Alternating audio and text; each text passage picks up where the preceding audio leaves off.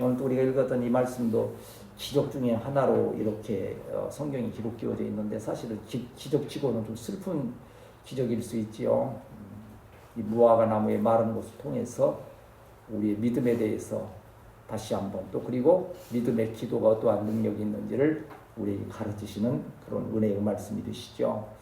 오늘 이 말씀도 예수님께서 이제 십자가 지시기 전에 그 한 주간 동안에 이루어진 고난 주간에 이루어진 일들이지요.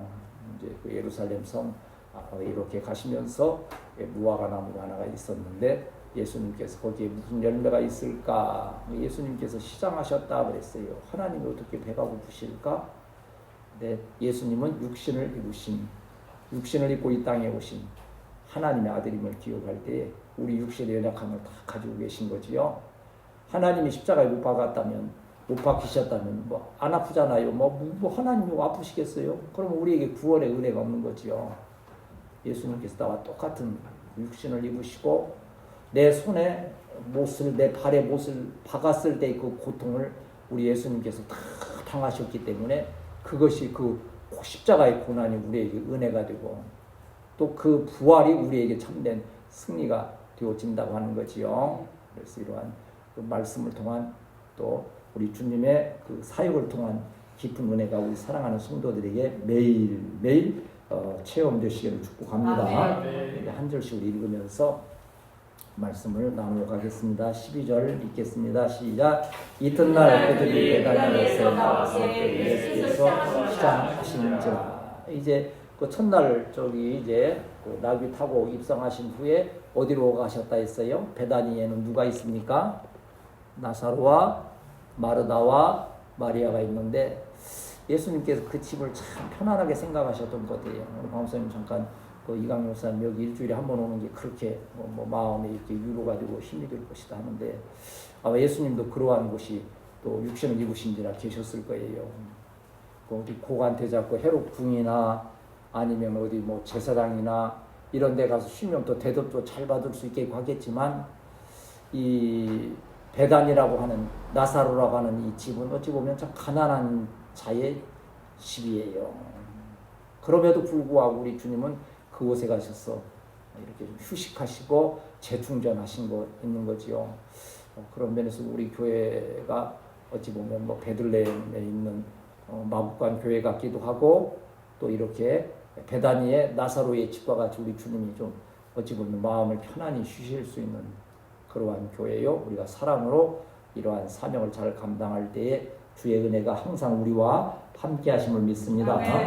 이제 베다니에서 쉬시고 이제 다시 이제 월요일에 들어오실 때 이 무화과의 사건이 일어나게 되어지는 거지요. 마태복음에서는 당일날 그 모든 것이 다 이루어진 것처럼 그날 저주하시고 그날 모든 것이 다 말라버리고 했던 것처럼 기록됐는데 이 마가복음 오늘 읽었던 본문에서는 다음 날 이제 그 말랐던 것이 확인되는 뭐 좀 차이는 있을 수 있으나 그 가르치시는 그게 뭐 언제 말랐냐 뭐 안 했냐 그거 가지고 다투는 것은 정말 무모한 일들이에요. 그게 진리가 아닌 것 가지고서는 자꾸 하는 것은 그 인간의 어떠한 생각 내에서의 그러한 것이죠. 우리는 이 안에서 주님이 가르치시고자 하시는 그 기쁘신 영적인 뜻이 무엇인가 교훈이 무엇인가를 잘 살피는 지혜가 있어야 될 줄 믿습니다. 예수님께서 베다니에서 나왔을 때에 시장하셨다. 좀 이상하지 않습니까? 베다니에 계셨으면 누가 그 베다니에서 요리 솜씨 요리 연구가 한 분 있었어요. 그 베다니에 누구예요? 마르다가 요리 아주 있어서 그 예수님 오셨을 때 막 잔치 막 하는데 왜 마리아 좀 도와주라 그러지 않습니까? 뭐 그런 일 있었던 것처럼 잘 만드셔서 그 대접을 잘 하셨을 텐데 어떻게 예수님께 또 시장하셨을까? 이제 추측해 보면 제가 이렇게 이렇게 은혜스럽게 추측을 하면 아마 주님께서 그렇게 즐겁게 드시지 않았을 것 같아요. 왜? 십자가가 앞에 있잖아요. 십자가 거기에 대한 어떤 마음의 준비와 이런 것들 그러한 영적인 준비를 함에도 또한 이제 육신의 연약함을 통하여서 시장하심을 느끼는 거지요. 우리가 항상 우리 신앙생활 가운데 이걸 잘 기억해야 돼요. 우리 영적인 것과 육적인 것이 잘 조화되어 가야 되는 거예요. 너무 영에만 막 치우치다가 보면 육적인 생활에 질서가 없어지는 거죠. 또 육적인 생활에 집중하다 보면 영적으로는 도태되고 또 연약해지는 것을 우리 영과 육을 하나님께 잘 부탁하여서 조화롭게 많은 자들에게 은혜 가지고 또한 여러분 자신이 크게 복을 받는 역사가 있어야 될 줄 믿습니다. 시작하신지라 아까 말씀대로 예수님 육신을 입으신 우리와 같은 인분이라는 거죠. 13절 읽습니다. 시작. 멀리서 잎사귀 있는 무화과나무를 보시고 그 나무를 가서 보시니 잎사귀 있는 것 없더라. 이는 무화과의 때가 아니니라. 이 말씀을 이제 읽으면 항상 여기 무화과 때가 아니라 하는데 왜 잎사귀가 무성한 것만 보고 가셔서 거기에 또 그 무화과 열매가 없다고 또 그렇게 시장하신데 못 드셨다고 또 그렇게 그 저주하시고 그것이 말랐을까 하는 것에 대해서 설왕설래해요. 그 예수님은 너무 이기적인 것 아니냐. 무화과 때가 아닌데 무화과 열매가 없는 건 당연한 건데 왜 그런 나무에 대해서 저주를 하느냐 하는 건데 이제 무화과의 특성을 잘 이제 알아야 되는 거예요. 이제 특별히 또 이 무화과는 영적으로 무엇을 말합니까? 이스라엘 자체 그 나라를 말하는 거예요. 표현한 우리나라의 대표적인 꽃은 뭐예요? 무궁화, 삼천리 그러잖아요. 그런 것처럼 이스라엘의 이 하나의 상징적인 나무가 무화과예요. 그런데 이 무화과는 이제 그 특성이 열매를 한 번에 맺고 끝나는 게 아니고 첫 번째 열매가 있고 그 다음에 본 열매가 열릴 때가 있어요. 근데 무화과 때가 아니라는 것은 이제 거두어들일 제대로 된 열매의 때가 아닌 것이지 그 전에 있는 작은 열매들이 맺혀지는 거예요. 그걸 파계라 하는 건데 이 파계는 무성하게 나와져서 이걸 따 주어야만이 그 제대로 열매가 크는 거예요. 우리도 그 열매 따주는 거 왜 과수 넣으시는 분들은 그러잖아요. 좀 적은 것들 이런 거 다 따내잖아요. 그래야 제대로 크는 것처럼. 그래서 이러한 그 무화과는 그 좀 처음에 읽은 그 파계도 먹을만 하다는 거예요. 근데 이제 부자들은 또 잘 사는 사람들은 잘 안 먹잖아요. 그렇잖아요. 우리 옛날 우리 6.25 때 지나서 저도 어렸을 때 이제 그런 걸 많이 좀 겪기도 하고 했지만요. 미군들은 입도 안 되는 걸 우리는 갖다 가서 그냥 정말 그냥 좀 죄송한 표현으로 환장하고 먹었어요. 그래서 무슨 죽이 생겼어요? 꿀꿀이 죽이라는 게 생겼어요. 그 짬밥으로 잔반으로 나오는 거 그냥 한꺼번에 넣어서 그냥 삶아서 그걸 그렇게 먹고 했던 거. 그러니까 사실 이 무화과에 처음 열린 이게 잎사귀가 무성해질 때 열리는 그 열매는 가난한 자들을 위해서 그것이. 그러면 가난한 자들을 그걸 따먹음으로써 그 농사를 또 도와주는 게 되는 거예요. 합력하여 선을 이루는 거예요. 그걸 따서 먹어줌으로써 더 좋은 열매를 맺히게 하는. 예수님도 시장하신 가운데에 그 파괴라고 하는 그 자그마한 열매를 그래도 그걸로 좀 이렇게 채우시기 위해서. 그러니까 예수님은 또 배를 채우시기 위한 목적, 시장하시기 때문만 아니라 그 이후에 보면 그걸 통해서 교훈을 주시기 위해서. 하나님의 우리가 말씀을 지금은 예수님 면전에서 얼굴을 듣는 것은 아니고 하나님의 말씀이 성경을 통해서 예수님의 음성을 듣거니와 그때 직접 하신 말씀으로 저와 여러분이 지혜롭게 받는 은혜스러운 성도가 되어야 할 줄 믿습니다. 이제 우리도 이제 청년도 성경을 막 읽고 하지만 사실 성경을 현장감 있게 읽는다는 것이 얼마나 중요한지 몰라요.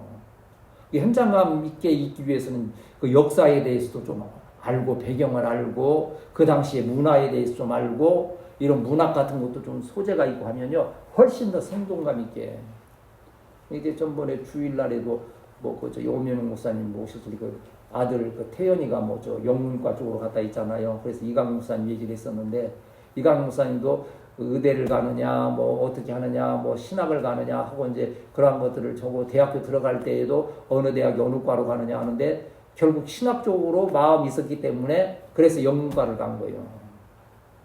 영어에 좀 능통하면 성경에 대한 연구가 훨씬 더 깊이 있게 되어질 수 있기 때문에 이제 그러한 그 모습처럼 이러한 그 하나님의 말씀을 현장에서 듣는 것처럼 듣는 우리 귀한 우리 교회 우리 성도들이 되어야 할 줄 믿습니다. 이게 훈련을 지금 잘 해야 돼요. 제가 왜 이렇게 좀 수요 저녁에 이 한 절씩 읽으면서 이렇게 따복따복 해야 하냐면 좀 뭐 어찌 보면 좀 지루할 수도 있을 수도 있고 하지만 요새 조금 여러분이 적응이 돼가는 것 같아요. 그렇게 해서 말씀 연구하면서 자꾸 이렇게 훈련을 시켜놓으면 후에 하나님 말씀을 들을 때에 그것이 대단히 기초가 되고 유익할 수 있다는 거예요. 이러한 때에 말씀을 잘 마음에 새기는 우리 성도들이 되어야 할 줄 믿습니다. 이게 무화과 때가 아님에도 구했다는 것은 그 파괴라고 하는 그 열매가 있었다고 하는 것이요. 무화과는 무엇의 상징이라고 그랬어요?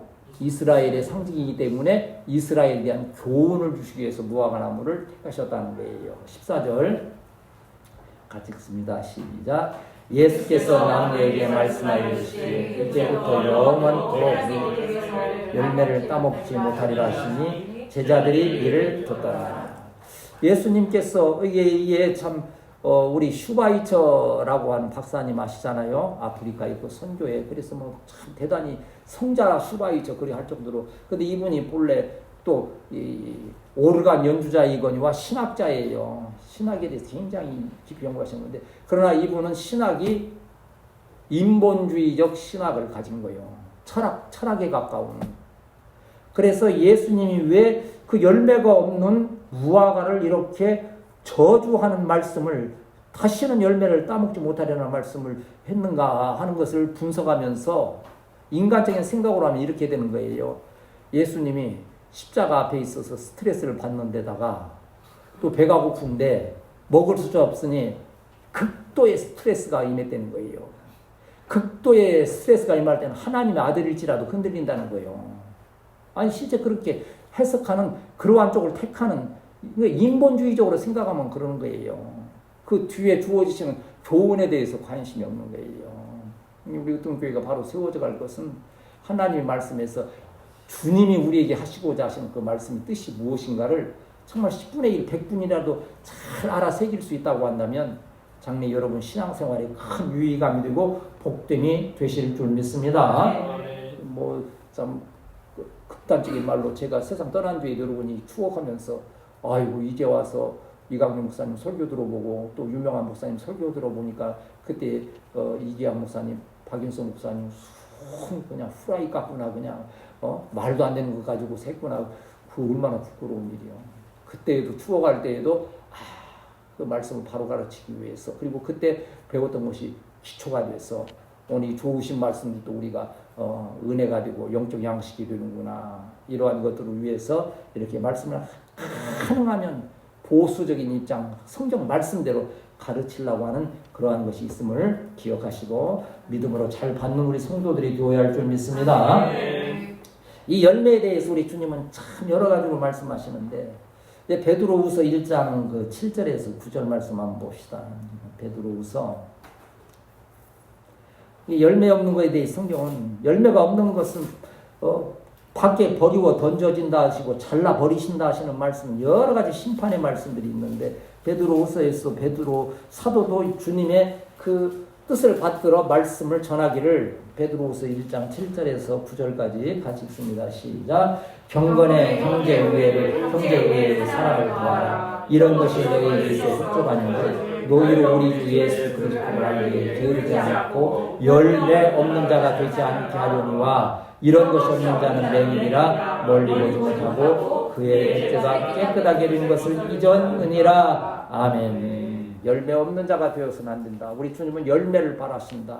또 하나의 열매를 바라시며 하듯이 여러분에게 그 믿음의 열매가 있게 되시기를 축복합니다. 이게 무화과 때가 아닌 것처럼 우리 교회도 그렇잖아요. 지금 무화과 때가 아닌 것처럼 뭔가 지금 위에서 기도하지만 눈에 보이는 게 없는 것고 손에 잡히는 게 없는 것지만 우리는 이 파괴라고 하는 참 좋은 열매도 우리 가운데 있는 거예요.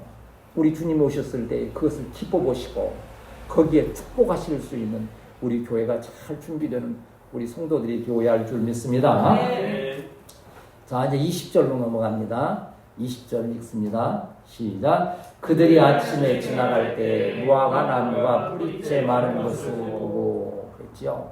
이제 아까 말씀드린 대로 마태복음에서는 당일에 그 일들이 다 이루어져서 다 확인되고 교훈을 주신 것처럼 되어 있지만 이건 다음날 이렇게 오다가 보니까 그 자리에 무화과 나무가 있는데 다 말라 죽은 거예요. 그것을 보는 순간 예수님 제자 중에서 제일 빨리 말할 수 있는 사람이 누구예요? 항상 베드로.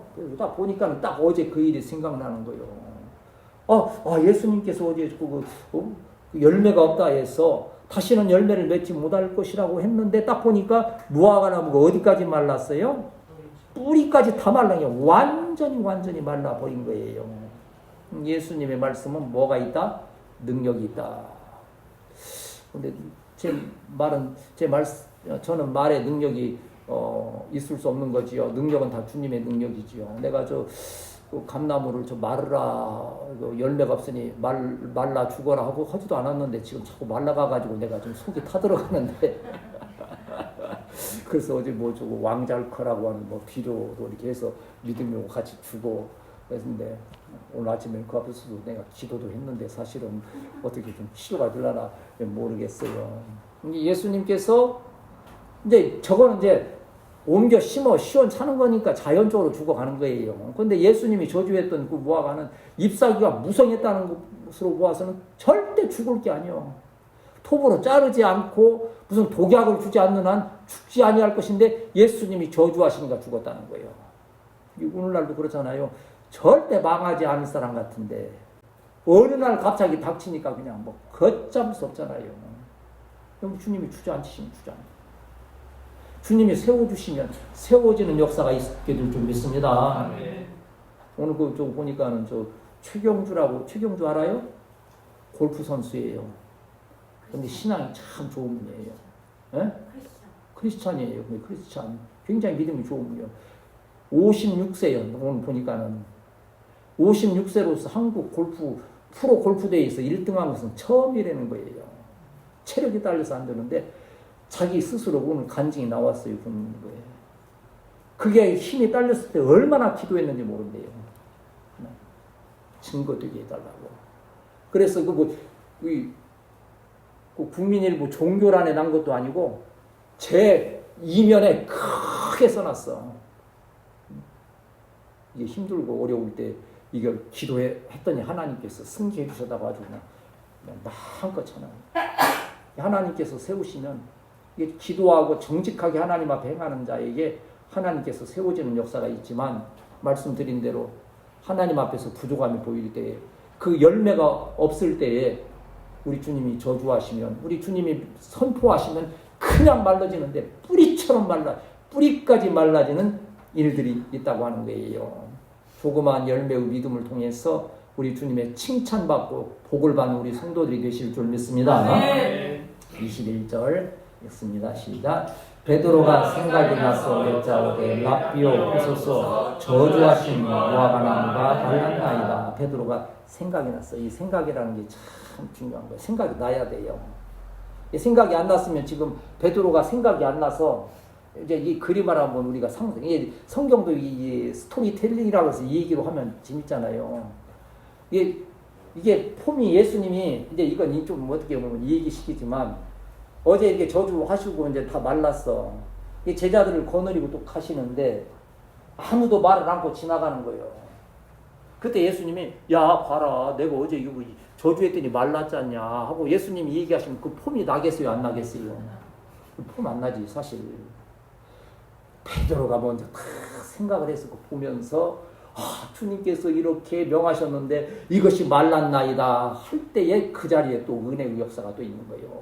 여러분 주님의 말씀을 주의하여 듣고 주님에게 집중하여서 주님이 답변하실 수 있도록 아멘. 여러분 마음의 생활에 준비되시기를 축복합니다. 무화과 나무가 말랐습니다. 말랐는데 이게 말라졌다는 것이요 완료 수동. 예수 내가 이렇게 이제 그런 걸 자꾸 문법을 얘기하는데 완료 수동이라고 하는 것은 완전히 그 일이 딱 이루어졌는데 스스로 이루어진 게 아니고 누군가에 의해서 이루어진 게 수동태 아니에요. 수동태.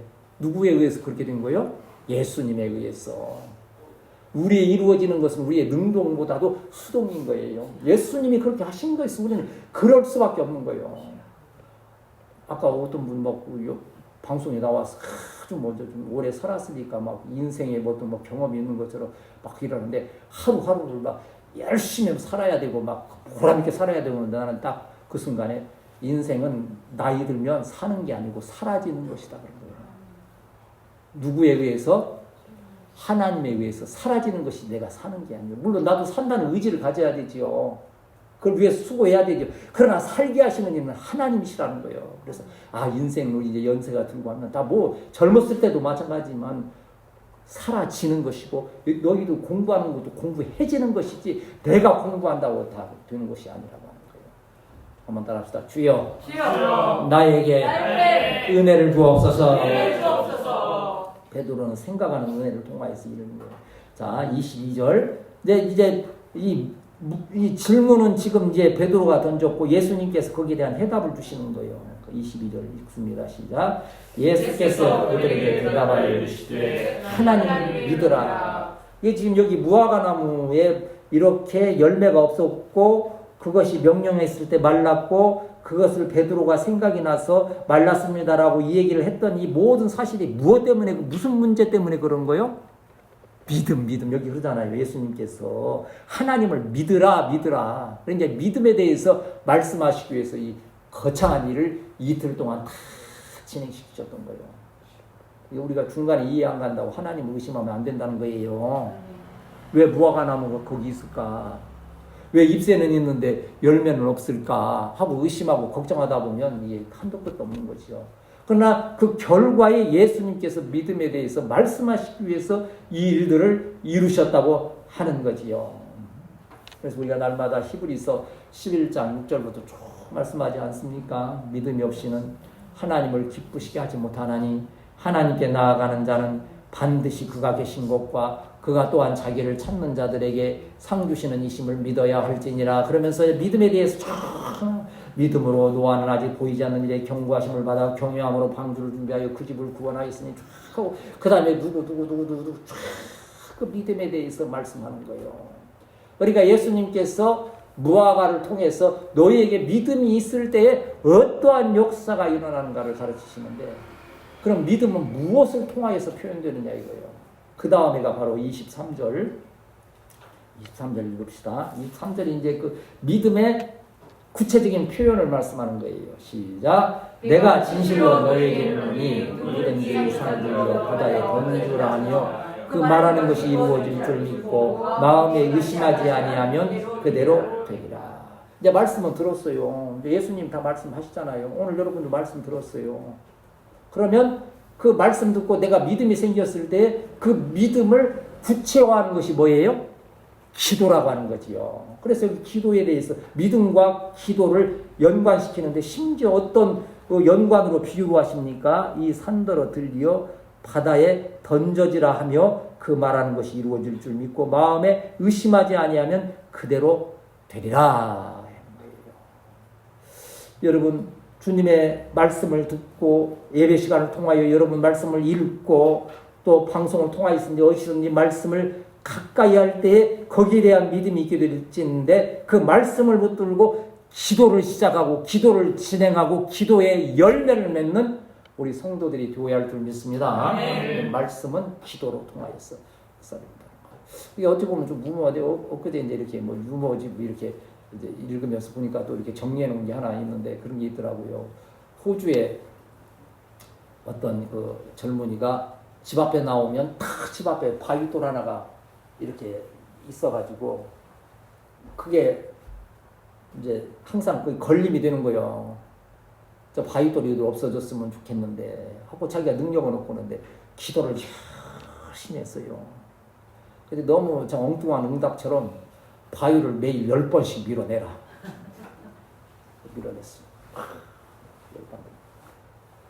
한 6개월을 밀어냈어요. 꼼짝하겠어요? 않겠어요? 그러면 우리 이제 간증 듣는 데는 뭐요? 어느 날 뭐 달달달달달달 소리가 나길래 뭐 포크레인이 와서 뭐 도로를 낸다고 그런 건데 이건 그거 아니에요. 이 사람이 그냥 어찌 보면 무식할 정도로 그냥 그걸 밀고 6개월을 했더니 그 약했던 몸이 막 아주 건강해진 거예요. 그러니까 그 바위돌이 있었던 것이 이제 시험거리가 아니고 은혜가 되는 거예요. 그 바위돌을 밀므로써 내가 운동이 돼서 그냥 건강해지고 막 근육이 붙고 막 이리 된 거예요. 하나님의 응답 없고 S만 있는 것이 아니구나. 언어도 다른 응답도 있는 것이고 노후도 있는 것이고 웨이트 기다려도 있는 것이구나. 중요한 것은 그 가운데 믿음을 잃지 않는 것이다. 우리 교회도 하나님께서 어떠한 방향으로 어떻게 줄지 우리는 다 알 수 없어요. 어찌 보면 참 그런 생각이 내 읽으면 왜 이게로 있는 거야. 우리도 바위롭고 미는 심정이 지금 눈에 보이지도 않고 다 지금 어찌 보면 뭐 지금 제시된 조건들이 우리 힘으로서 그래도 믿으라는 거지 그냥 미는 거요. 그럼 우리 영적 건강, 영적 근육이 풍성해지는 은혜로 함께 하실 줄 믿습니다. 다른 어떤 문제도 등이 이겨 나아갈 수 있는. 이 기도라고 하는 것을요 보면 이 파랄이라고 하는 히브리어 있고 프로시큐라는 이 헬라어가 있는데 거기에는 뭐 이 하나님과의 교제 이렇게 뭐 간청하고 예배하는 여러 뜻이 있는데 근본적으로 보면 손을 들다는 뜻이 있어요. 거기에 손을 들다. 전에도 제가 강의 설교하면서 몇 번 얘기했는데 손을 든다는 것은 첫째는 무슨 뜻이겠어요? 전부여 의지 없어서 소혼 들고 옵니다. 항복의 의미가 있어. 항복의 의미. 하나님께 내 모든 것을 이제 포기하고 주님만 바라본다는 것이 항복! 여러분 기도는 하나님께 대한 항복이에요. 내 의지를 완전히 꺾고 내려놓고. 그 다음 손 드는 것은 또 뭔 의미가 있어요?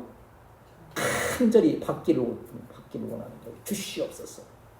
열심히 기도하는 거 주시옵소서 할 때 그냥 합니까? 야, 손 들고 그냥 주시옵소서. 주시옵소서. 그리 하잖아요.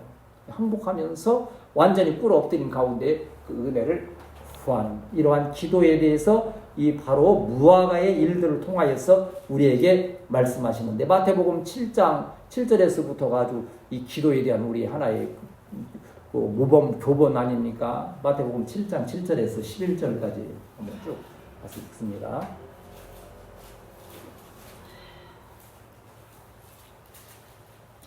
마태복음 7장 7절에서 11절 시작. 구하라 그리하면 너희에게 주실 것이요 찾으라 그리하면 찾아낼 것이요 문을 두드리라 그리하면 너희에게 열릴 것이니 구하는 이마다 받을 것이요 찾는 이가 찾아낼 것이요 두드리는 이에게 열릴 것이니라. 너희 중에 누가 아들이 떡을 달라는데 돌을 주며 생선을 달라는데 뱀을 줄 사람이 있겠느냐. 너희 각한 자라도 좋은 것으로 자식에게 줄 줄 알거든 하물며 하늘에 계신 너희 아버지께서 구하는 자에게 좋은 것으로 주시지 않겠느냐. 아멘. 누가복음에서는 이 좋은 것이 뭐라고 그랬어요? 성령을 주시지 않겠느냐. 한번 따라서 성령이 가장 좋은 것이다. 성령이 먼저 오신 후에 오시는 건 다 좋은 거예요. 이게 내가 원하는 것이 먼저 오고 성령이 나중에 오시면 이게 문제가 있는 거예요. 내가 구할 때 성령이 먼저 오셔서 그 후에 은혜로 주시는 것은 큰 복이 되는 거예요. 이게 오늘 실패한 오늘 두 사람 뭐 얘기했잖아요. 우리 좀 큰 유명한 사람들이 하루아침 무너지는 거 왜 그런 거예요? 하나님을 믿는다 하면서 성령 역사가 없으니까는 이 명예와 권세와 물질이 먼저 오니까 그게 어느 날 확 주저앉아 버리는 거예요. 우리는 성령에 충만한 우리 성도들 성령을 따라 구하고 자꾸 두드리는 우리 성도들이 되어야 할 줄 믿습니다. 네, 마지막 보면 25절 25절 읽습니다. 26절은 없음 그랬는데 25절 읽습니다. 시작. 서서 기도할 때에 아무에게나 혐의가 있거든 용서하라. 그리하여 하늘에 계신 너희 아버지께서도 너희 허물을 사하여 주시리라 하십니다. 아멘. 기도하면서의 하나의 그 기도의 믿음의 실천에 대해서 말씀하는 거지요. 기도는 뭐라 그랬어요? 하나님과의 관계가 회복되는 것이라 했는데 하나님과의 관계가 회복되려고 하면 어떻게 해야 된다는 거 여기 말씀대로 하면 너와 나의 관계가 회복되어야 된다는 거예요. 그 관계의 회복됨을 통해서 하나님과의 그리고 주기도문에서 뭐라 합니까? 주기도문의 핵심에 그 끝부분에 가면 오늘 우리가 우리에게 죄 지은 자를 사하여 준 것 같이 우리 죄를 사하여 주시오. 우리가 우리에게 죄 지은 자를 사하여 줌으로 인하여서 또한 주님의 사하심이 있다고 하는 거지요. 난 막 이렇게 판단하고 지적하고 하는 많은 사람들은 하나님과의 관계에서도 때로 이게 교통이 되지 않을 수 있는 거예요. 하나님과의 교통을 원할진데 그 누군가의 허물을 오히려 이렇게 사랑으로 감싸고 행할 수 있는 그때 어느 목사님 그러시더라고요. 주기도문 외우다가 이 부분만 가면 마음이 걸려가지고 금요 저녁인가요? 주일 오후에 무슨 찬양 했어요? 내가 먼저 손 내밀지 못하고 뭐 그 찬양 있잖아요. 난 어찌 된 사람인가 뭐 그러고 하는 거 있잖아. 이게 바로 그런 거예요. 나는 용서하지 못하면서 하라고 했다는 그런 부분에서 우리 주님은 기도할 때에 기도에 그 하나님과의 교통을 위하여서 이렇게 허물을 먼저 가리워 주는 자에게 하늘에 계신 아버지께서 산을 명하여 바다로 던지우라 할 때 이루어지는 기도의 능력이 나타난다는 거예요. 사랑의 기도가 큰 능력의 역사로 함께 하실 줄 믿습니다. 26절에 보면 뭐라 그랬어요? 없음 그랬잖아요. 그런데 어떤 사본들에는 이렇게 돼 있어요. 주석에 보면 만일 너희가 용서해 주지 않으면 하늘에 계신 너희 아버지께서도 너희의 잘못을 용서해 주시지 않으실 것이다라고 그렇게 되어 있는 성경 사본들이 있어요. 근데 나중에 사본에 대해서도 한번 말씀드릴 성경을 이렇게 번역에 쓰는 것이 여러 가지가 있는 거죠. 수천 가지가 있어요. 어떤 데는 이러한 말씀도 나온다는 거예요. 이게 우리가 누구의 죄를 허물을 용서해 주지 않으면 하나님께서 우리 용서해 주지 않는다는 것은 뭐예요? 기도가 소통이 되지 하나님과의 관계가 회복되지 않는다고 하는 기도의 원칙을 우리가 마음에 한 번쯤은 새겨볼 수 있는 그러한 은혜를 하는 거지요. 야고보서 그래서 이 행함을 강조하는 야고보서 아닙니까? 2장 14절에서 17절 읽고 말씀 마치겠습니다. 야고보서 2장 14절. 오늘 이제 계속 드리는 말씀은 우리 주님께서 무화과를 통하여서 믿음을 강조하셨는데 믿음은 말씀을 믿음이요. 말씀을 믿으면 기도로 이제 진행이 되는 것이고 기도의 행함에 있어서는 사랑으로 용납하는 것이라는 것을 하면서 야고보서 2장 14절에서 17절 시작. 내 형제들아 만일 사람이 믿음이 있노라고 행함이 없으면 무슨 유익이 있으리요. 그 믿음이 능히 자기를 구원하겠느냐. 만일 형제나 자매가 헐겁고 일용할 양식이 없는데 너희 중에 누구든지 그에게 이르되 평안히 가라 덥게 하라 배부르게 하라 하며 그 몸에 쓸 것을 주지 아니하면 무슨 유익이 있으리요. 이와 같이 행함이 없는 믿음은 그 자체가 죽은 것이라. 아멘. 행함이 있는 믿음으로 하나님께 더 가까이 나아간 우리 교회가 정말 하나님이 원하시는 그런 믿음의 승리, 기적의 역사를 이루는 우리 복된 교회가 되시기를 주님의 이름으로 축복합니다.